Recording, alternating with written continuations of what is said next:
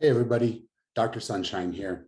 I know I normally begin podcast episodes with a clip from the episode, but I wanted to do something a little different today. I had three things that I wanted to inform you about or say to you all before we jump in into today's really exceptionally compelling podcast episode.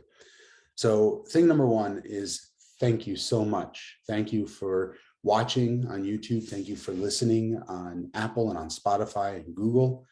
I appreciate you all so very much. And the podcast is getting some good feedback. Please remember to subscribe, like, comment, and share.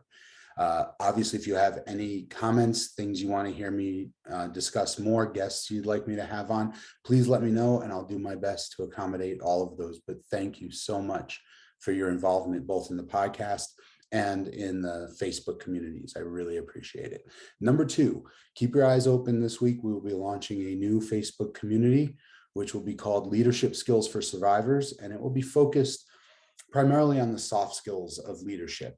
It'll be a lot of the skills you see already about growth, things like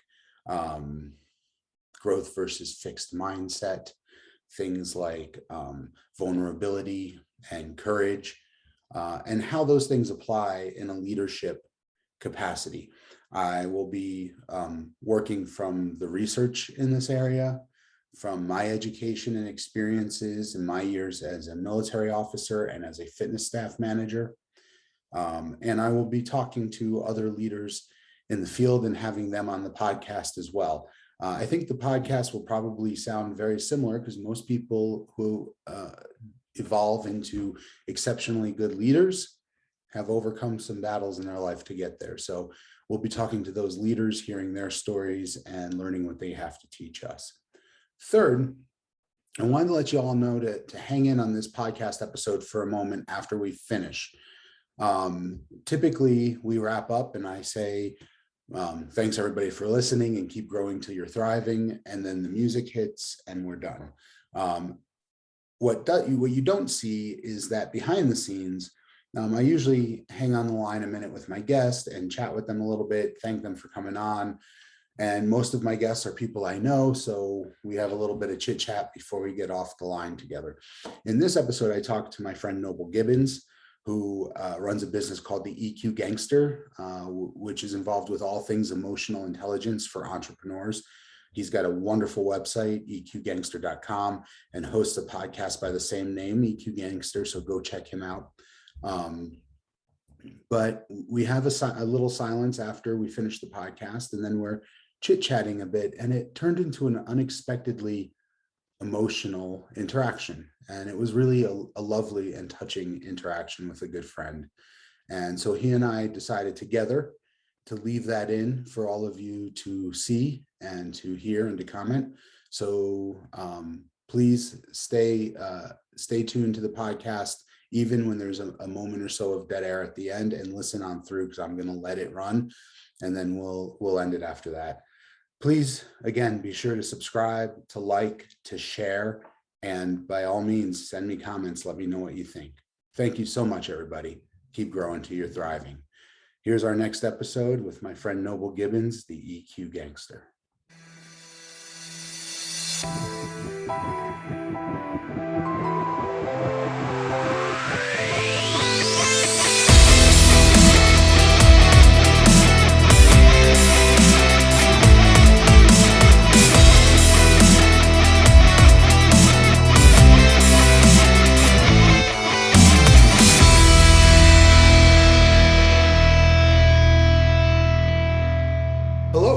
And welcome to the Growth and Thriving podcast, where we celebrate those who have overcome great adversity and examine the tools and techniques by which we grow and create lives for ourselves that feel like thriving. I'm Dr. Jerry Sunshine Novak, your host, and today I can't even tell you how excited I am to have this guy on. And for those of you watching or listening, first of all, thank you so much. Thank you for your time and for investing some time and energy into this. I appreciate you very much. If you've listened to my previous podcasts or watched them, you know that at this point, I typically give a quick intro and turn it over to the other person to say, hey, tell us where you come from. And this time I'm going to brag on this guy for a minute before we start, right? So this is my friend Noble Gibbons, and he is the EQ gangster. What, Big Jerry? The EQ gangster. And this guy, I got to tell you, if you don't know who this guy is, you need to find out, right? He and I met on the jiu-jitsu mats. Many great friendships are started there. He is a killer blue belt. Don't let the belt fool you. He is no joke on the mats. But this guy has such an impressive history. He is a West Point graduate, former Army Ranger, great success in business outside the military. But the thing that gets me is when you hear about EQ gangster, right? Emotional intelligence and gangster doesn't seem like it should go together, but this dude is a gangster. I'm telling you, he's got no formal training in this area. He got interested in it a few years ago based on his own experiences, which he'll tell you about. And this guy is more legit than probably 75% of the PhD psychologists I know. He knows his stuff, right? There's a lot of people out there who have a lot of academic knowledge, and I consider myself as somebody with a PhD in psychology. I put myself in that realm, but they don't have the skill set. They don't know how to do it. If you've ever seen the movie Patch Adams about Dr. Hunter Adams and his life with Robin Williams, when he's sitting in the inpatient psych ward and he's talking to the psychologist, or I think he's talking to a psychiatrist, and he's telling him he wants to help people and talk to people. And the psychiatrist says, well, that's my job. And Patch Adams says, yeah, but you suck at it. Like, there's a lot of people with a lot of education who can't hold a candle to the EQ gangster, to my friend Noble Gibbons. So Noble, thank you so much for carving out some time and being here. It means a lot to me, and I'm so thrilled to have you here. Jerry, thanks a million, bro. It's so great to see you, man. Man, I totally appreciate all those kind words. Wow, that's awesome. Yeah, I totally appreciate that. So, and it's been such a blessing, man, to get to know you, and getting folded up in my laundry by you on the mats has been great. Speaking of EQ, you've been a great tool to grow my emotional intelligence. Tapping me out. So just chipping away at that ego 6 minutes at a time. That's right.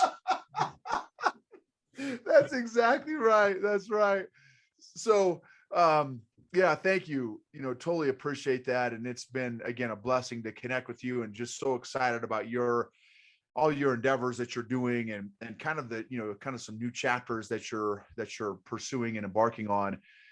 Those transition points. I think I've done a few episodes in my podcast on, the power of transition points, and, how well do we do at transition points and that kind of thing. I think those can be defining moments, positive or negative, if we have, depending on the perspective that we have. And so, yeah, my journey into emotional intelligence has been really unique, and like you pointed out, very different than maybe other people. For me, I grew up in a home, love my parents. My dad passed away about 10, 11 years ago. He was an emergency room doctor for 30 some years. My mom was a little 4'10" Hispanic lady who taught Spanish at Oklahoma University. She met my dad there. Dad was going to med school and got his pharmacy degree. And then, they got married, and from Oklahoma moved to Illinois. So I kind of grew up in Illinois, and in my house, so this is not to knock on or bust on my parents, but there's no perfect parents. We all have stuff to work on.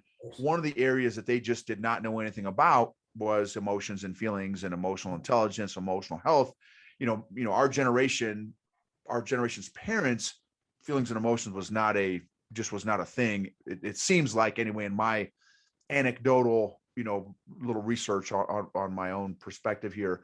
And so in my house, when we would get into conflict, this is from the time I was the earliest I can remember, we would kind of yell and scream at each other. I don't know if you've been around many Hispanic ladies, but can be very strong ladies. And so my dad was super chill, very laid back. For those that study personalities, he was a phlegmatic melancholy or a steady conscientious, if you're the disc model, depending on your models. And so very chill, very calm guy. And my mom was more sanguine melancholy or influencer conscientious, an IC. And so, which is kind of an interesting mix by itself. Anyway, so just the way we handled conflict was, again, we'd yell and scream at each other, and then we would stomp off into our respective corners of the house and come back and act like nothing happened. And there was no conflict resolution. So I learned from the time I can remember that the way you handle emotions and feelings is by not handling emotions and feelings. That number one, I didn't know what was going on inside me. I'd feel all this intensity going on, but I didn't know how to process it. I didn't know what was going on inside of me. I didn't know, no concept of, again, of feelings and emotions. And so I learned very early on how to do, and one of the things that I talk about I've got a free course on our website, eqgangster.com, where I talk about the 4 deadly sins of emotions: stuffing, avoiding, stewing, and brooding. And then you brought up a great nuance that I'm still unpacking and chewing on. The stuffing and avoiding can lead to stewing and brooding, which I thought was a great nuance that I really want to continue to chew on and do a deep dive on. And so that's what I learned my whole childhood. And for all of us, right, we all learn our emotional foundation in our childhoods. You can't not learn your emotional foundation from our childhoods, good, bad, or indifferent. And that led to, going into West Point, where obviously we're not talking about feelings and emotions at West Point. The Army is the gold standard for resolution, right? Conflict. Right. That's right. Yes. Gold standard for emotional maturity. That's right. Oh man, you clearly are working with different Army people than I did. You were a Ranger. Because in the infantry, in the 82nd Airborne Division, as an infantry officer, I would not make the claim that emotional intelligence ran rampant in the organization. No, conflict resolution looks like this side toward enemy. Right. That's exactly right. The old Claymore. That's exactly right. Yes. Do it because I said so. Right. That was the extent of the leadership. Obviously, there are some good leaders, but definitely emotional. I mean, still, it's an area. In fact, I've done a handful of presentations to the Army, different Army units about emotional intelligence, and I'm actually doing one tomorrow. Actually, later tonight, I'm doing an intro for the main brief, an hour-long brief to a whole brigade, Army brigade in Korea, about emotional intelligence and the importance of emotional intelligence. And then also I'm going to be going into a little bit about personality, and then also about this book called The 5 Dysfunctions of a Team by Patrick Lencioni. I got certified recently in his course called The 5 Behaviors of a Cohesive Team. And so I'm going to introduce that. But both of those, personality and the 5 behaviors of a cohesive team, are tremendously and directly impacted by one's emotional intelligence. And something I've been telling a lot of leadership people is like, oh, but Noble, I've got some great leadership philosophies and principles and models. And I'm like, dude, you could have the greatest leadership models on the planet. You could be Tony Robbins or John Maxwell or whatever the great leaders are out there. But if you're working with raw material that has very low emotional intelligence, right, their ability to apply those principles and those models is going to be severely limited. And I am the poster child for that example. I went to West Point. I went to Ranger School. I was in the 82nd Airborne Division. I've done a lot of, some pretty high speed stuff, but I've been emotionally clueless that whole time. So kind of getting back on track in the 82nd, as an infantry officer, I was obviously not talking about feelings and emotions there. Then I got into business, in the business world.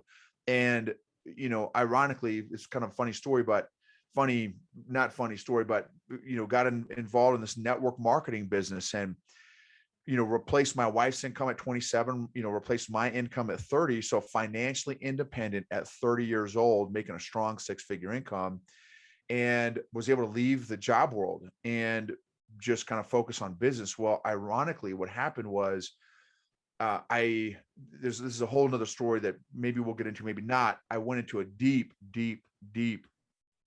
depression and suicidal for 2 years straight. And then another decade after that of depression. And, there's a lot to unpack there.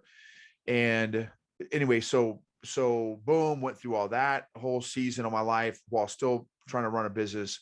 And then two things happened that kind of culminated into the straw that broke the camel's back. One is in our business team.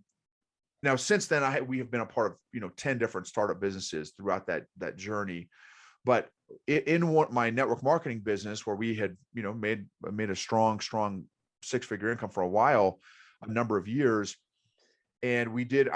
Ironically, I'm saying ironically, once I finish the story, you'll hear why it's ironic. But we did very well in this environment, and spoke all over the world to thousands of people, 10,000 people, like all over the place, Australia, everywhere. And in this business, we had on our business team, we had this hardcore narcissist. And I had never been exposed to a narcissist before. I didn't even know what that was. I thought it was when you hire your relatives, right? Right. They both start with N, right? Right. Nepotism. But I thought, hey, it's the same. I didn't know any different, right? And so, for those that are not familiar with narcissism, and this is not the ninja PhD definition here, so Jerry will give you a much different definition. But for me, it's an egomaniac. It's somebody who uses control and manipulation, toxic leadership to manipulate other people, and people are like their tools. They see them as their tools, and they're kind of their minions to do their means, whatever their means or their objectives are in their life. And I had never been that up close and personal to a narcissist before, but man, it was not fun experience. And they were hurting all these people around me. And something I didn't tell you is I'm a people pleaser. I'm a recovering people pleaser addict. And so as a people pleaser addict, I was almost really, now looking back, man, I never made this connection before until now. This is the first I've done probably almost 50 to 100 podcast interviews, and I've never made this connection until right now. Initially,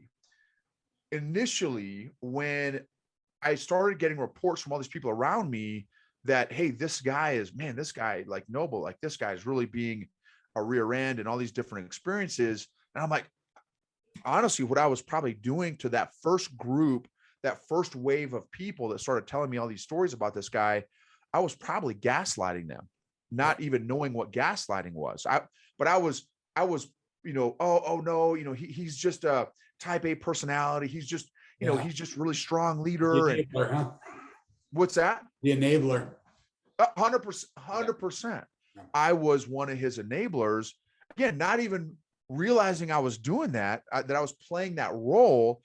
But because I had no EQ, I had low, number one, I was a people pleaser addict, and I had no self-awareness. And so anyway, so that was going on. And then unrelated to that, I also yelled at my wife 3 times in 3 weeks. And she said 3 things. Number 1, don't ever do that again. Number 2, you've never done this before, which means number 3, you've got more issues than Sports Illustrated. So thankfully she had good boundaries, which I didn't know anything about at the time.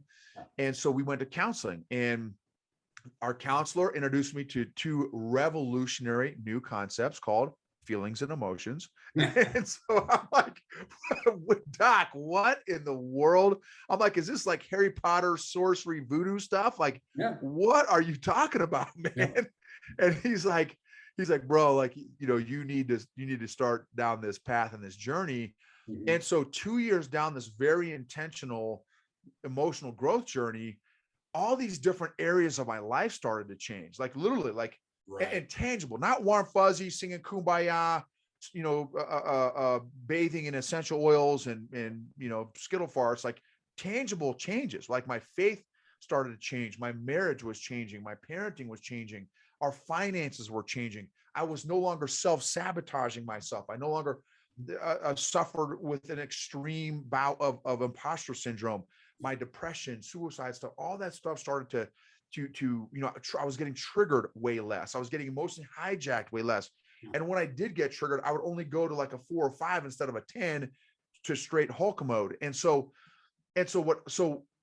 then I said at that point, I'm like, babe, like, I think I want to do a podcast on just sharing my lessons learned. I said, because I can't be the only emotionally clueless guy out there, right? There's got to be other nobles out there that have no concept of feelings and emotions like me. And if nothing else, I'll be able to capture my lessons learned and just review them for myself, even if nobody listens to the podcast. Well, unbeknownst to me, obviously, and everyone else, that when we started our podcast, it was literally the same month that COVID came out. So never would I have the podcast, huh? right. Yeah, Never good timing. would I have predicted, right, that emotional health would be more important or more talked about than ever in the history of of mankind. So anyway, the quick, let me kind of put a bow on it. So what happened was, when I started out as a kid, stuffing and avoiding all my emotions, it was like the cute, furry, fuzzy little monkey stuffing and avoiding my emotions and feelings. But what I didn't know was going on is every single emotional injury, which we all have, that we all experience as children, it begins to, I didn't know what was happening, but I was, by all those emotional injuries that I was stuffing and avoiding that I was putting in the basement, I was feeding the cute, furry, fuzzy little monkey. Well, when you do that year after year, decade after decade, that cute, furry, fuzzy little monkey that has been eating all my emotional injuries for decades now, what happened again 4 years ago, looks like it me turned into an 800-pound gorilla, right? That I couldn't control anymore. I lost control, emotional control of all these injuries. And finally, like I lost control. And that's when I lashed out at my wife and yelled at her 3 times and almost yelled at my daughter in a very very intense, emotionally charged situation, that I literally had to leave the room because she was a 10 at the time. I think she had gone to an emotional 10. She had gotten emotionally triggered and lost it. And her getting triggered immediately triggered me to a 10. And I almost yelled and screamed at her. And it scared me. Like I was shaking. Yeah. I was shaking. So I had to walk out of the room. And that experience of me almost losing it on my 10-year-old daughter scared the crap out of me. And so, also part of the thing, like, man, I need help. Like, I don't know what's going on. I need help. And so that started this whole journey to emotional intelligence. And the irony in that situation, I know there's a lot of people who are like, oh, you should yell at your kids, it'll toughen them up and all this kind of thing. And the fact of the matter is that there may be times to be firm or stern with your kids. I'm not suggesting, they need discipline, absolute fact, right? However, when you talk about her, like her being at an emotional 10, right? Just her own experience of being heightened like that is probably frightening for her. She's probably afraid of just what she's feeling. And so, I like to look at parenting the way I look at parenting always.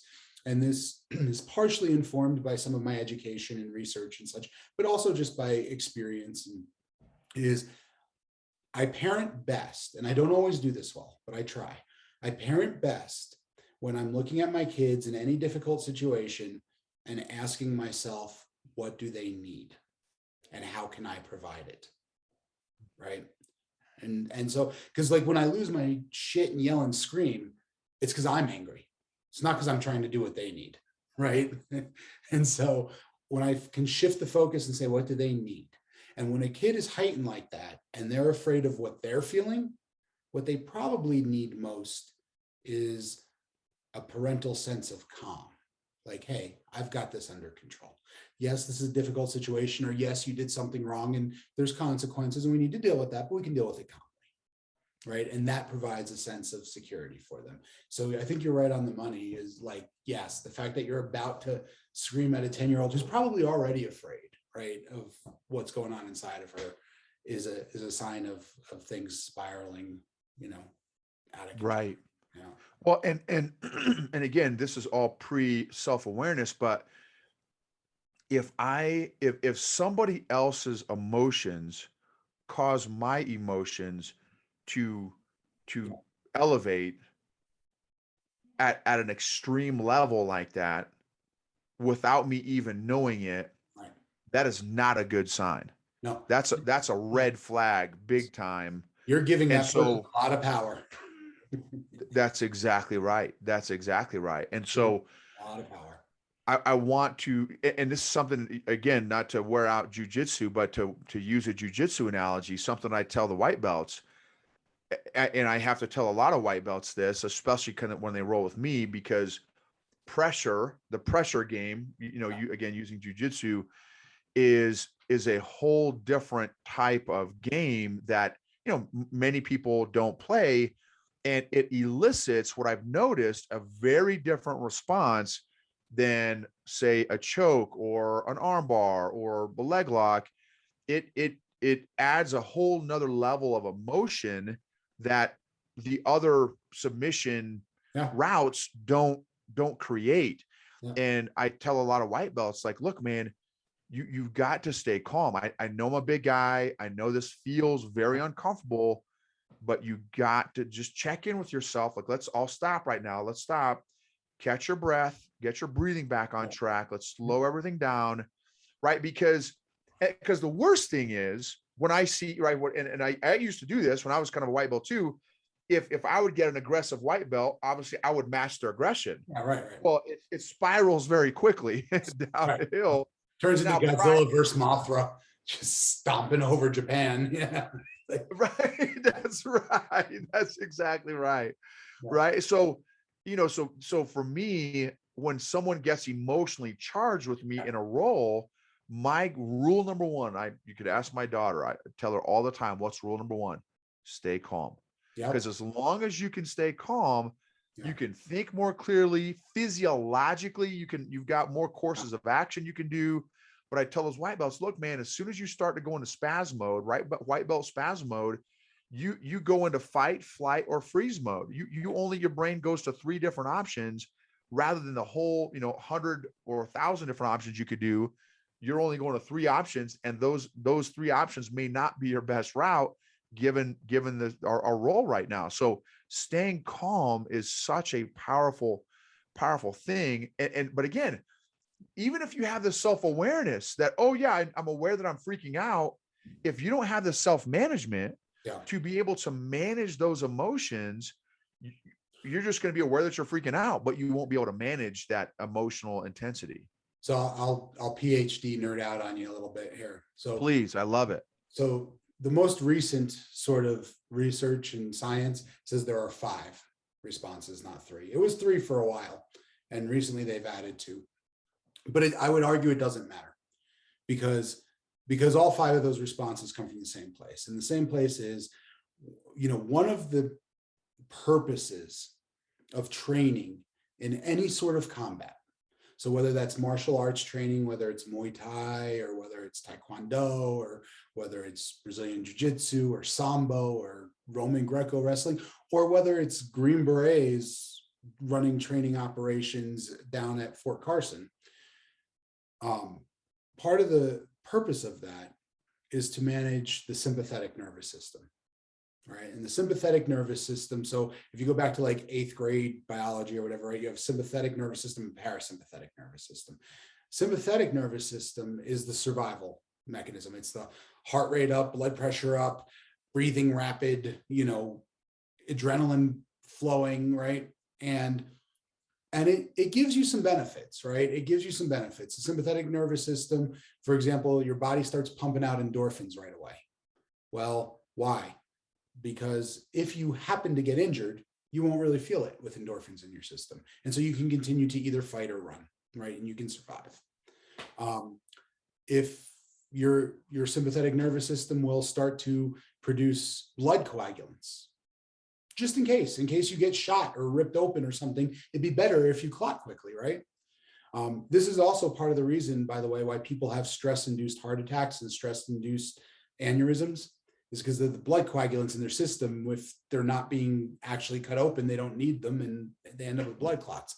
But, and so the issue of training, the reason why we train is so that we can be in those very uncomfortable and difficult and maybe even life-threatening circumstances and manage that sympathetic nervous system enough, because the downside of the sympathetic nervous system, right, is as human beings, we have this big front part of our brain up here that does a lot of like thinking and management and calculating and decision making, right? When you talk about EQ, a lot of the like the awareness piece is less up here. Like the awareness piece is just noticing what's going on in more primal areas of the brain. But the management piece, self-management, is mostly up here, right? How do we regulate how we're feeling and manage? And when we're in that survival sympathetic, whether it's 3 responses or 5 responses or 500 responses, this thinking portion it's really good at coming up with great ideas, right? All of humankind's progress is because of this part of the brain, but it's slow. And so it tends to go offline when we're in a survival mode. And part of the idea of training is being able to keep it online so that we can evaluate options or make better decisions, or, I mean, the ideal is to have good muscle memory of things so that you don't have to think too much, right? Like there's certain things in jujitsu, for example, that come to you without thinking anymore. And that's great. But if you find yourself in an unfamiliar position, you want to have this still online. And when you get carried away like that and you get heightened like that, think about when you were a kid and everybody was screaming at each other, right? The ability to sit down and do multiplication goes away. And so, so I think you're right on the money about like the metaphor is right? Like if I'm panicked and making decisions based on panic, then my options become very limited. Right. Love that. That was great. Thank you I was taking notes. So for anybody that's watching on YouTube, on Jerry's channel there, when he talks, man, I like taking notes. His guys are so great skinny. The other thing there were 2 other things I wanted to share with you. I want to keep this on you, but you every time I talk to you, you spark things for me, and I want to share them with you because we get this cool discourse. So I have this, when you talk about like your childhood and then like the times when you were in the network marketing business and you would lose your temper, and you talk about feelings and emotions. And I've heard you tell this story before, in full disclosure. I heard you on the Mentor podcast, and I listen to your podcast when I'm in the gym. So I've heard it on there. I put emotions, like I think emotions are vitally important, right? There's a reason why we still have them, why we haven't sort of shed them as we've evolved over time. But I put them in the same category as I put fire and money, right? Emotions, fire, and money all make wonderful servants and terrible masters. If you're managing them and you're understanding them, and you look at your finances and you manage it, if you are building a fire and you want to cook food over a grill or over a fire or something, if you're managing it, it's a wonderful servant. The minute it gets out of control, the minute that fire starts to spread, or your finances, you get into debt and it becomes the master over you, terrible master, but a wonderful servant. I think emotions are like that too. Excellent. Learn to manage them. They're super helpful. That's right. But when they're driving, you got problems. Yes, 100%. That's excellent. And for those, and again, your listeners may all know what emotional intelligence is, but how I define it is being able to acknowledge, identify, process, and manage our own emotions and the emotions of others. So there's a self component, and then there's an others component. And the industry standard, the OG Daniel Goleman, right? All this stuff better than I do, kind of coined the 4 main categories: self-awareness, self-management, social awareness, social management. And now there are obviously a lot of different models and stuff out there for emotional intelligence. That's kind of one of the original ones. And what happened, one of the things that to your point there, excuse me, I feel like, so there's a generational gap of EQ, like there's a scale. So, our generation, and again, this is just my own little anecdotal, so this is not based on your research. This is just based on my own little observation, that our generation is not aware and has never been aware of feelings and emotions. Right. There are exceptions, obviously, Sure. but as a whole, the younger generations, so the kids nowadays, Gen Z, Gen Y, some of the millennials are more aware of their emotions than previous generations, but they don't have the emotional management tools, the coping mechanisms to express or manage those emotions in a healthy, productive way, which is why I feel like there is so much craziness going on in the world today. And so I feel like that's a, if we were to rate the emotional intelligence of our nation, I don't feel like we would rate very high as a nation, just because of just so much of the stuff that's going on nowadays.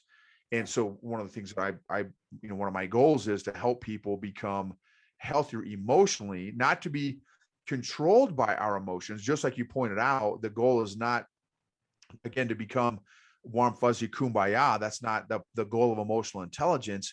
It's so that it's a dashboard. We all have a dashboard for our cars or automobiles.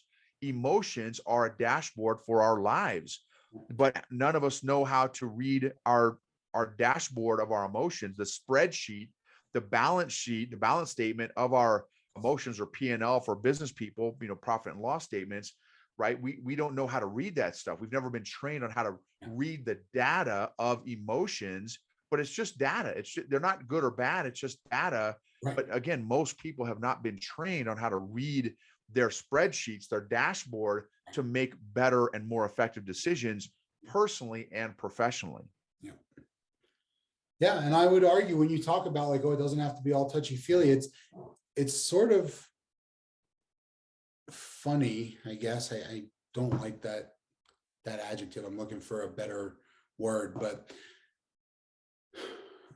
it's strange to me how we got to a point where any talk of anything emotional has to be very kind of kumbaya and touchy feely and feminine and all these kinds of, not that there's anything wrong with femininity, by the way, but it has to be very unmasculine, untough, right? And yet, if you look at and really look at, like really dig in to, for example, some of the most profound warrior cultures throughout history, look at the samurai, right? Look at the Stoics, right? The Romans. Stoicism, we misuse that word nowadays. Stoicism was not about just ignoring your emotions. Stoicism was about evaluating them and recognizing what things you could control or interact or change, and what things you just needed to accept. But it wasn't about stuffing and ignoring, right? Stuffing and avoiding, or your 2 of your 4, right? It wasn't about stuffing and avoiding. It was about acknowledging and then making decent choices about, like, well, okay, this thing I can change a little, so it's worth my effort. This thing is outside my ability to change, so I just don't even get upset about it, right? The samurai would meditate for hours and hours, right? And it wasn't about ignoring what they felt. It was about using feelings and emotions and insights and things. And so, emotional intelligence of some sort or another was, and I'm sure that you could find this. I mean, I'm less educated about, but I'm sure you could find this with the Maori warriors, or with the Spartans, or with any of the, exceptional warrior cultures throughout our history. I'm sure that the greatest warriors had this balance, between, because the worst thing you could do as a warrior, whether you're in the US Army or whether you're a samurai, is let something like anger take over, or let something like fear take over, right? And so I think that emotional intelligence and management has probably been a part of most really successful warrior cultures, and it's not all touchy-feely. Love that. That's excellent. That'd be a fun research project for me to do is to study some of those warrior cultures and see, because that's, and that point that you made, that kind of one of the last points that you made is such an excellent point. As a highly skilled, highly trained warrior, and you Right. could even fast forward to today, the SEALs or, the CAG, Delta Force, whatever, as special operations guys, the worst thing they can do is to allow anger or fear to cloud their judgment. No, right. And also, it wouldn't be good for them to ignore Right. anger or fear either, to just, Right. this doesn't exist. Well, no, you need to acknowledge that, so that it doesn't impact your decision making, Yeah, if you right? want to So guarantee it clouds your judgment, try ignoring it. that's exactly right. Wow. That's and that's again how I got the 800-pound gorilla. Well, and even just like on a less drastic sort of example, right? We go back to the jujitsu mats, right? We spend an hour and a half in there at a time, or 2 hours at a time, literally learning to physically fight. And we spend most of our time telling people to manage their emotional reactions. Calm down, stay calm, stay calm. That's most of what we talk about. How do you stay calm? How do you create a little space for yourself? How do you continue to breathe? Very little of it is about how to maximize your strength and smash somebody. It's always about how to stay calm under pressure and function. And so even That's if, right. Brazilian Jiu-Jitsu has, established itself as one of, not the, but one of the most effective unarmed fighting systems, right? And I don't know, probably more than half of the training is about learning to stay calm under pressure. Yeah, love that. And also, and I would say in addition to that, it's, and what I've noticed that you got the higher belts, how what makes a good training partner is us as lower belts is, for me, is not when, you or a John Roy, a professor, comes in and taps us 18 times in 6 minutes, right? Let me show off all ninja skills. I'm just going to crush you. Right. You know, maybe that serves maybe some training value for you guys. It wouldn't serve a whole big lot of training value for us necessarily as lower belts. So what I find a lot of you guys doing as upper belts is you have the awareness, the social awareness, and the social management, and the self-awareness and the self-management to roll at our level. Right. And not, because you can't roll at a purple belt level with me, because I can't, I don't have that game. There's a massive delta between your level and my level. And so, and not that you still have all those skills and stuff, but you don't bring all of those to bear, your whole arsenal, when you're rolling with a lower belt, which again, it takes emotional intelligence to roll at the level of your training partner versus, okay, I'm going to tap you out 10 times in 5 minutes or 6 minutes. Right. So I think that's another aspect or dynamic too. Another tool I want to give the folks, a tool that I've been sharing a lot on a lot of the podcast interviews that I've been on, using that, the small little furry fuzzy monkey analogy, then turning into a big giant 800-pound gorilla at the end of the day, where most people are, because most people have not gone back and healed a lot of those emotional injured spaces that they've had over the years, is, I call it go aped, go APED. So go aped. And A is acknowledge those. Oh shit. No, well, I lost you. Internet connection problem.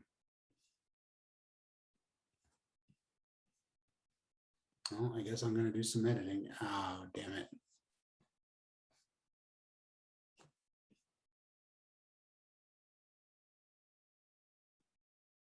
Oh, there you are. There we are. Okay. So is acknowledge those emotions by, and here's a couple of tools that I like to give to people. A lot of my coaching clients, my corporate clients, this is what I do with them.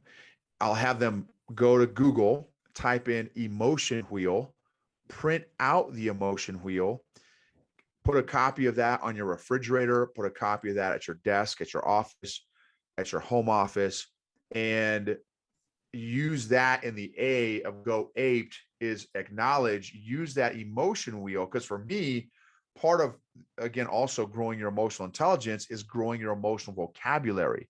I was pre-white belt, right? I didn't even know what the moves were. If you said do an arm bar, I don't even know what that means, right? I don't even know what that word means, those two words mean. And so that's part of emotional intelligence, is growing your emotional vocabulary. Well, how do you grow your emotional vocabulary? Is you have to start learning these words. So the emotion wheel in the A helps you better, more effectively acknowledge what is going on. And physiologically with your brain, our brains are the most amazing filing system on the planet, almost obsessive. The brain is almost obsessive with filing and organizing data and information. You think the brain organizes millions, maybe billions of bits of data on a daily basis. You could say, oh, well, I'm feeling this emotion, which is I'm feeling, sad. And it's just, I say, oh yeah, this is a container. Well, the brain is still not super satisfied with that. The brain can't do its best work with just it's a container. It does better work and more effective work if you say, oh, it's a gray matte container with a rubber bottom, and it says thermal flask in white letters going vertically. It's got a teardrop with a snowflake. It's got a rubber lid. It's got a holder, right? The more specific that you can diagnose or identify what those emotions are that you're feeling, the more effective the brain can do at organizing and filing and working on that particular emotion. A cheesy quote I heard from a buddy of mine in special operations: if you can name it, you can tame it.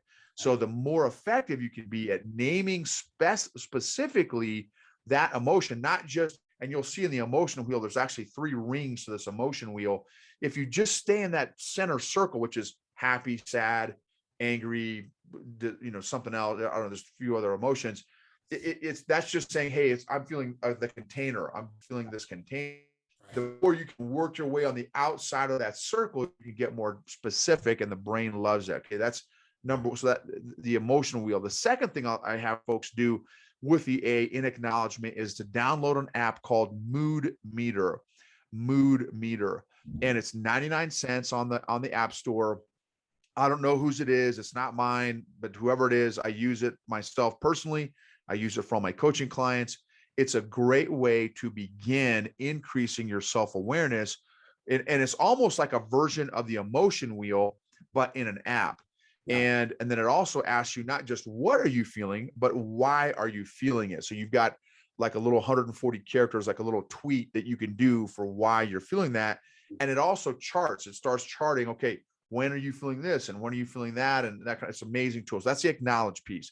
Then in the P for the in go aped, it's P is permission to feel. Yeah. So the next phase is, now that you've got those, you've acknowledged those emotions, now a 30, 40-year psychologist I heard share this, it takes the body 60 to 90 seconds to feel the fullness of an emotion with intention. So set your alarm, your watch alarm, your phone alarm for 60 to 90 seconds. Start with those emotions that you wrote down in the acknowledge section, and start with the first one. Okay, I'm feeling angry. Start your alarm, allow yourself to feel angry for 60 seconds. Then go to the next emotion, disappointed. Allow yourself to feel disappointment for 60 seconds. Go down each emotion. That's the P. So permission to feel. Give yourself permission to feel the emotions that you're feeling. Then in the E is express. Express those emotions in writing. There's been a lot of research on the catharsis of the healing power of just journaling your thoughts down. And I break that down even further, but I won't for this conversation. But anyway, express, journal your feelings and emotions. And then D, the last, so go aped. The D is discuss. Discuss your emotions or feelings with somebody else, a safe, trusted advisor, if you will, that will be safe with you in you expressing the emotions that you're feeling. There's again, I'm preaching to the choir here, literally, as the psychologist, Jerry, but one of the things that my therapist has told me, my VA therapist has told me, is when you get depressed, when people go into a depressive state, and this is just part of the state of being depressed, is you begin to isolate yourself. Well, when you begin to isolate yourself, who are you listening to the most? I'm listening to myself the most. And a lot of times when I'm emotionally hijacked, again, like you already talked about, is when I get emotionally hijacked, I'm no longer thinking logically. So now the stories that I'm creating in my mind are not based in logic and reason. It's based in emotion and intensity and all that kind of stuff. And so by adding that D in there, so go ape, that discuss, now I can talk to, let's say in this case, Jerry, about how I'm feeling. And I could say, well, Jerry, man, aren't you just angry that the sky is green right now? Can't you believe, I just can't believe how green the sky is. And Jerry's like, well, actually, Noble, and I appreciate you sharing your feelings that the sky is green, but actually the sky is actually blue. No, wait, what? Like you're saying it's blue, right? Blue to me, yeah. Yeah. Right. So when you discuss it with somebody else, the goal obviously would be talking to somebody that's not also emotionally hijacked, and somebody that is thinking logically and with reason and rationale, that can ground you in a potentially emotional state. So anyway, I would say is a great tool. I think that's a great mnemonic. I like that. And I like that it relates to the fuzzy monkey. Super helpful. Yeah. It ties it all together. I would say that there's another benefit to all that besides just being grounded in reality or whatever, because who decides what reality is anyway, right? But you can get very philosophical about it. But I would say, it occurred to me as we're talking that somebody who is maybe newer to this sort of journey or this idea of how to incorporate, especially, for someone who is, a military person or a martial artist or just sort of a typical, like a business leader or industry leader or an entrepreneur, where that type A kind of like some like assertiveness, I was going to say aggression, but it's really assertiveness, where those things are important, right? And it's like, how do I do all this emotion stuff with that, right?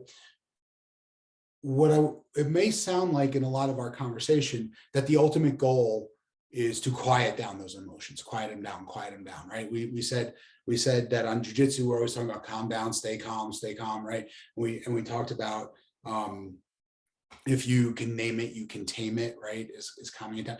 And one of the points I want to make is that calming it and managing it is not the same as ignoring it or repressing it.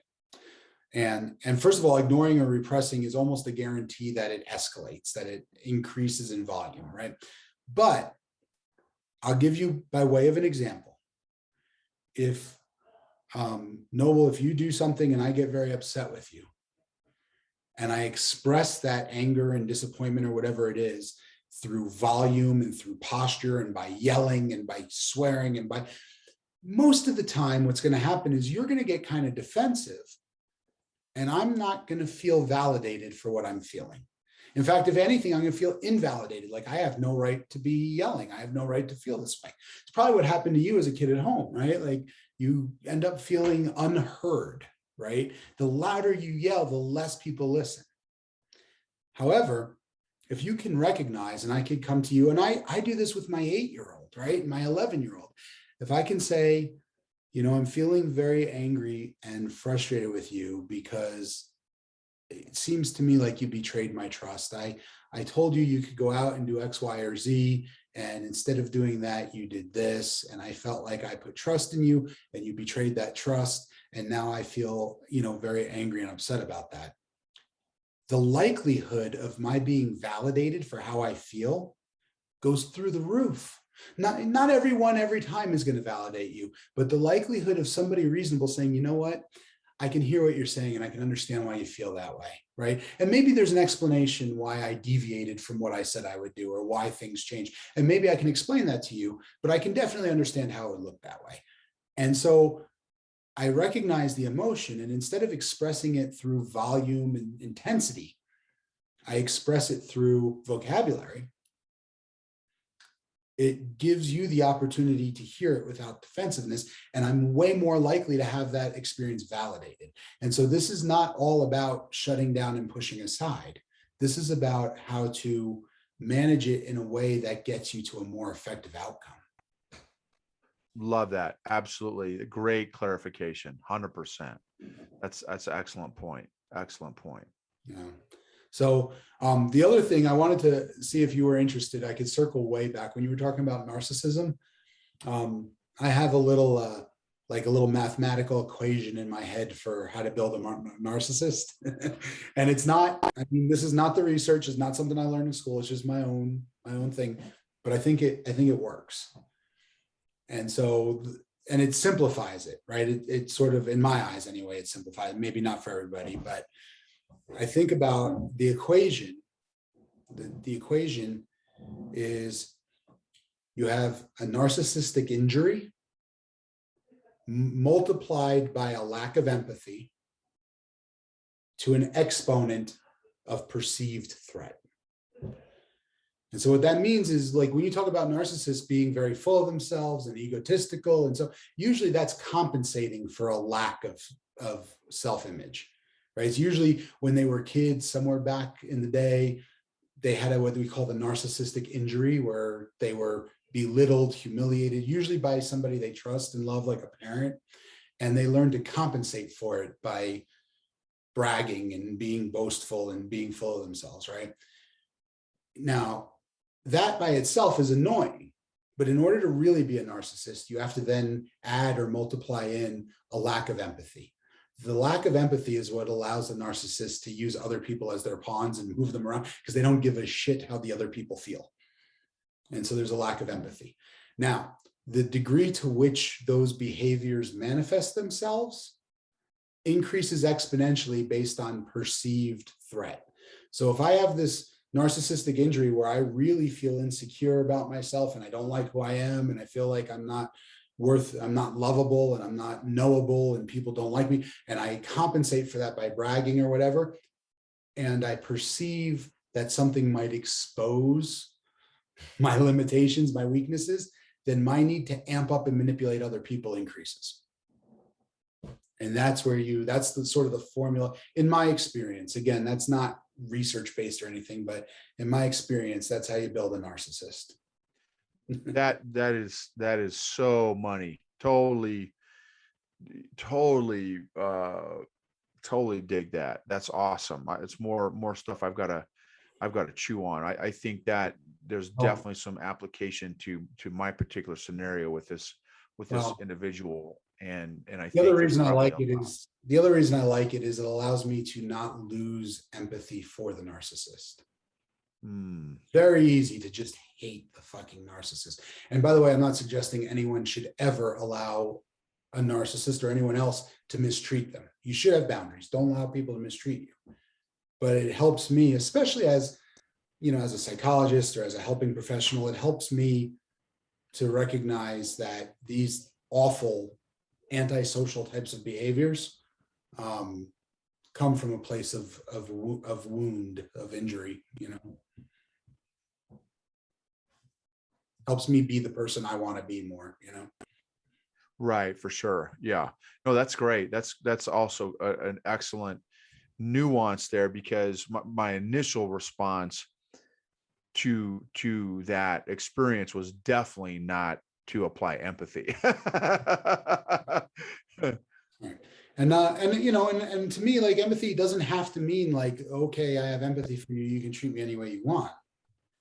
It just means I'm going to establish my boundaries, but I'm going to do it without hatred or anger or venom toward you, right? Like, I'm going to not let you treat me this way, but I'm going to also be able to recognize that you are trying to treat me this way because you're wounded. Right. We do that with animals, right? If you are trying to help a wounded animal and it snaps at you, you recognize that the animal's afraid because it's wounded. Right. Right. And this is not exactly the same, but similar. Sure. Yeah, no, that's great. No, I appreciate you closing the loop on that. That's excellent stuff there. Totally appreciate that, brother. Yeah, man. Yeah.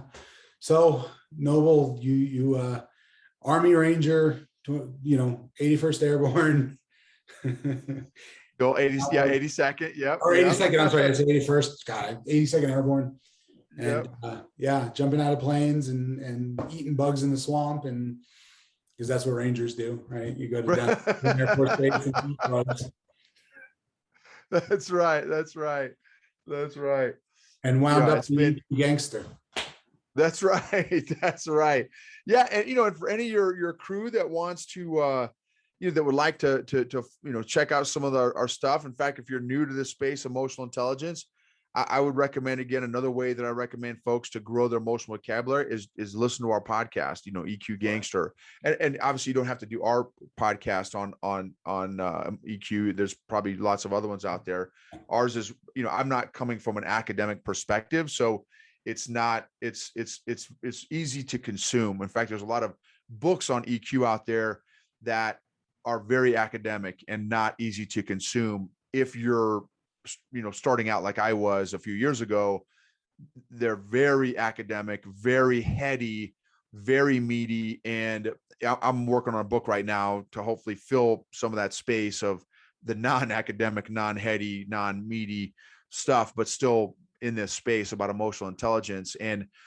But anyway, EQ Gangster is a great spot. EQGangster.com. Again, we've got a free course, EQGangster.com. You can check out. It just gives an overview on emotional intelligence, a little bit of a deeper dive on emotional intelligence, but still an overview. And then talking about the four deadly sins of emotions, the stuffing, avoiding, stewing, and brooding. And then we also have, for those that are wanting to level up your emotional fitness and incorporate an emotional fitness program into your life, which I strongly encourage you to do that. Just like we need to do that with our physical fitness and mental fitness and spiritual fitness and stuff, I also recommend an emotional fitness program.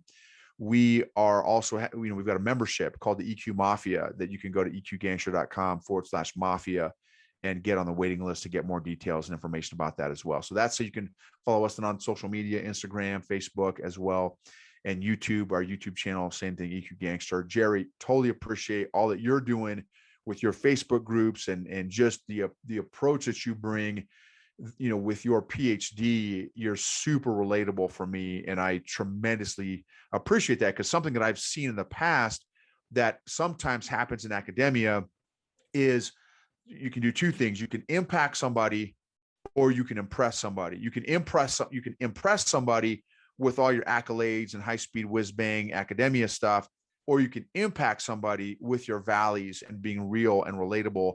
And for me, you have been a very real, relatable academic. And I say academic, obviously you're an applier too, right? Because you're, as a psychologist, you're not a, and I'm not knocking professors either. So, because we need those too, but you apply your academics through your psychology with however long you've been doing it in the application field, helping clients and stuff out. But you're also, what I also super appreciate is that you are also working on this stuff as well, which I tell all my folks, like, I have absolutely not arrived. I'm still very much on my emotional growth journey.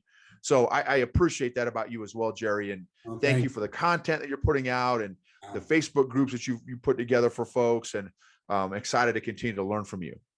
Well, I appreciate you saying all that. No, it means a lot, especially coming from you, because like I said, you're a real dude, and I love that. I think thankfully for me, some of that quality that you're talking about is just by virtue of I got my shit together late in life. And so, I didn't get my PhD until I was 39 years old. And so I think a lot of the need to impress and whatever, I made those mistakes earlier, in venues where I had maybe less influence, and I got lucky in that regard. I think if I had gotten a PhD when I was younger, I probably would have been one of those impressors. I've gotten to a point now where I wouldn't say I have that licked. I wouldn't say that, but I would say when the need to impress creeps up, I am able to kind of recognize it, be like, what's going on here? This is not who I want to be in the world. And so that's sort of my reflection a lot of times is, I'll think back to how I was in a circumstance or in a relationship or in a friendship or whatever with my kids. And I'll ask myself, is the person I was in that moment, is that who I want to be in the world? And if it was, great. How do I hang on to that? And if it wasn't, then, what went off the rails, what went awry? And so, yeah, so I appreciate you saying that. I want to encourage everyone who's tuned in today.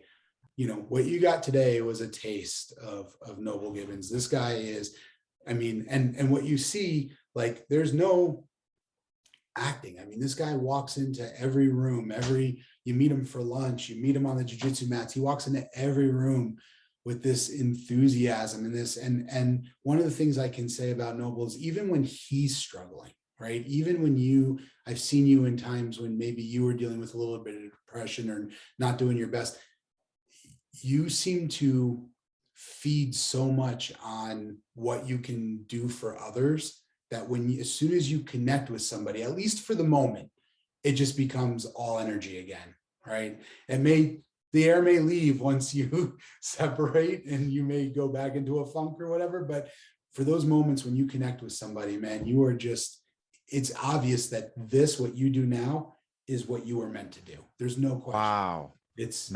fits you so comfortably and so easily. And that's the thing, right? That's why the education matters less. You can always learn. You can always get the education. If it doesn't fit, doesn't matter how much you know. And so I appreciate you for that. So please check out eqgangster.com. Check out the EQ Gangster podcast, available on Apple, on Spotify, on Google. Where else? All the main platforms. Yeah. All the main platforms. So go find the podcast. I tell you, I listen to it in the gym. It really is worth the time, I think. I've taken the free course. The free course is worth its weight in gold. Do that. If you're interested, get on Noble's waiting list for EQ Mafia. Really good quality information.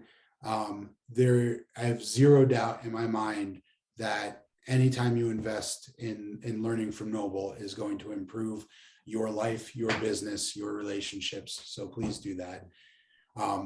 As always, thank you to everybody. I know that your time is a valuable commodity, and I'm so grateful when you choose to spend it either listening to or watching this podcast. I appreciate and love every single person who is in the online communities that I have. So online, my website is Growth and Thriving, all spelled out, growthandthriving.com. On Facebook, our page is Growth and Thriving, not spelled out, Growth and Thriving with an ampersand, LLC is our main page. We have two communities that you can join there. One is called Growth and Thriving After Trauma. The other is called Thriving Fathers, Parenting After Trauma. Both are very interactive, great groups, lots of comments. Please join those groups. Get in there. Let me know what content you want to see, what sorts of things you want to hear on the podcast. I will arrange what I'm doing around your requests. So please let me know. And on YouTube, it's Growth and Thriving with an ampersand LLC, where you can watch the videos of these podcasts. Thank you, everybody, so much for your time. Noble, thank you for your time. I really appreciate you, brother. And I look forward to seeing you on the mats. Yes, sir. Thank you. All right. Dr. Jerry Sunshine Novak signing off. And until we meet again, keep growing until you're thriving. All right, man. Oh, you killed it, man. That was awesome. Thanks, Jerry. Thank you, man. That was great. That was amazing, bro. That was terrific. Yeah. Love it. Just love it. Proverbs 27:17. It's a verse in the Bible that says, as iron sharpens iron, so Big Sunshine sharpens Big Poppy, man. I think that's my version. Exactly. It's awesome. Yeah, no, thank you so much for making some time for this. I know you're a busy dude, and I really appreciate it, Absolutely. Yeah. My pleasure. And it means, listen, I've had a few people on already who are people I've known a long time and have been important people in my life.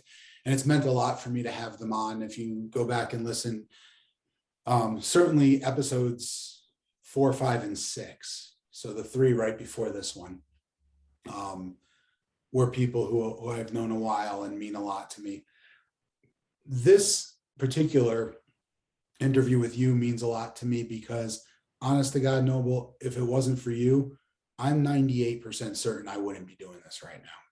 So No way. yeah, dude, I'm sure that if it wasn't for you, I would still be thinking about all of the potential obstacles and things in the way and how to transition and how to, like, you conversations with you, literally, like, you're the guy that, like, it's thanks to you that I was like, you know what, fuck it, I'll figure out the obstacles when I hit them. Like, Wow.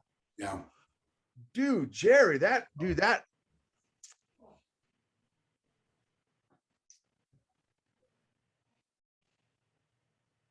It's real, bro. It's true.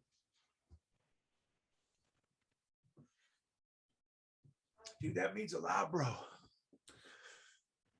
It's true, Noble. You got to That know means a lot. my life is significantly different for having known you. So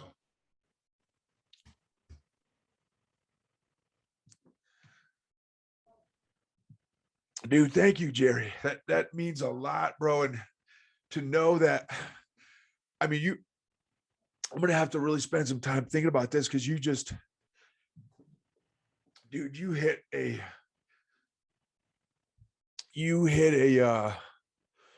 nerve, you know,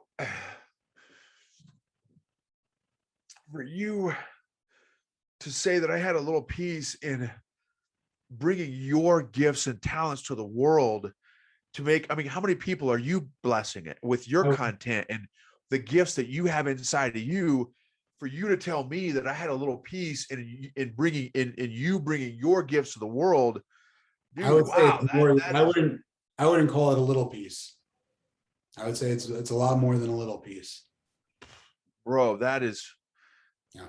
that is massive. And total selfish request, would you be okay if I could just capture, that this part of the conversation in the recording, if you wouldn't mind sending me the raw file or something where I could, just for, I guess, for me personally, just to review that and, how you said it and stuff. I mean, because that definitely hit a nerve. And I can't thank you enough for sharing that, for being vulnerable and transparent with me.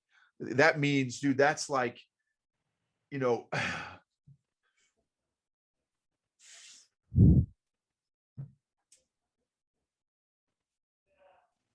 dude, that is a massive blessing to me.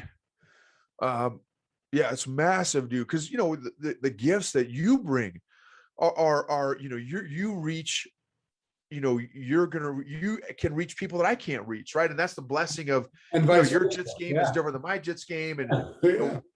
you know what I mean. So anyway, dude, just thank you, bro. Like that just means the world to me, Jerry, that you would feel that way, that you would communicate that. Thank you, man. Thanks a million, bro. Let me ask you this, and you don't have to answer right now if you don't want to. You can think about it. But how do you feel about me taking this piece of the conversation and putting it in with the beginning of the podcast? So it's instead of sending it to you, let everybody hear it. Yeah.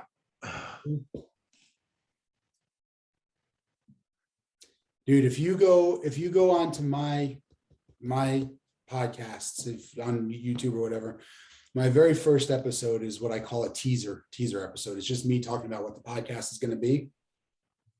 And I say this in there. I attribute it to you. Wow. I give you a shout out and say I wouldn't be doing this without Noble. So go back. That one's short. You can go back and listen to that. It's only like 10 minutes, 15 minutes or something. Wow. Yeah, Jerry, man. Thanks a million, bro. And also I'm just thankful to God that he would have crossed our paths, because you've been a blessing to me too. I mean, again, I've our fuzzies chat, and this chat, just going back to the notes that you shared, your insights and your lessons learned, and and I'm so thankful, dude, that also, again, that I've been able to encourage you again to bring what I've been able to selfishly get from you and our in our little, individual chats that, hey, look, man, I know that I'm not the only guy that gets value from Jerry, that, you start sharing your gifts with the world, bro. Like there's other nobles that are going to get value from your content. So dude, I'm just, So if you look at my whole career up until now, right? My first 15 years, I was a very successful personal trainer. But I was very successful working for New York sports clubs, right? I had a couple of side gigs on my own, but really I worked for a big company and got my paychecks from them and had my taxes through them and had found my clients through their gym membership, right? And when I left there and went to school to get my doctorate, I ended up getting a scholarship from the Air Force and I became an Air Force psychologist. And I had great success as a psychologist too. But again, I worked for the government. I worked for a big company and I had their benefits and I had their clientele coming in and I had that, right? And I can't tell you how many times I've wanted to, like, things that have been in my mind over the last 25 years or so, I'd say on a regular basis, I've thought about certainly writing a book. When blogs became a thing, I thought about writing a blog. Podcast became a thing, I thought about a podcast. I really love this interaction, this communication. I love it. And I would always land on, who the fuck wants to listen to me, right? Like, well, why does anybody want to hear what I have to say? And so I would always find these reasons why I can't do it, why I shouldn't do it, or why I can do it, but not right now. I can start planning and it'll be in the future. And it was you're the guy who was like I went home after I met you. It was at jiu-jitsu when we had our first conversation about this, right? And I was listening to you on the Mentor podcast and I was like, hey man, we got to talk. And it wasn't even when we met at Fuzzy's yet. It was before that. That first conversation with you, I went home, I was like, all right, I guess I'm going to do this. Wow. Yeah. That is awesome, man. Wow, dude. I'm so stoked, bro. What a blessing, dude. That again, just really appreciate you sharing that. I'm definitely going to hold on to that. Yeah. Totally appreciate that, brother. I'm going to take this segment here and put it at the beginning of the podcast and then the intro and then, yeah. That's awesome. That's great. Thank you, brother. Yeah. Appreciate you, man. Can't wait to see you on the mats. Look, likewise. Take good care. All right, brother. We'll see you, man. Bye-bye.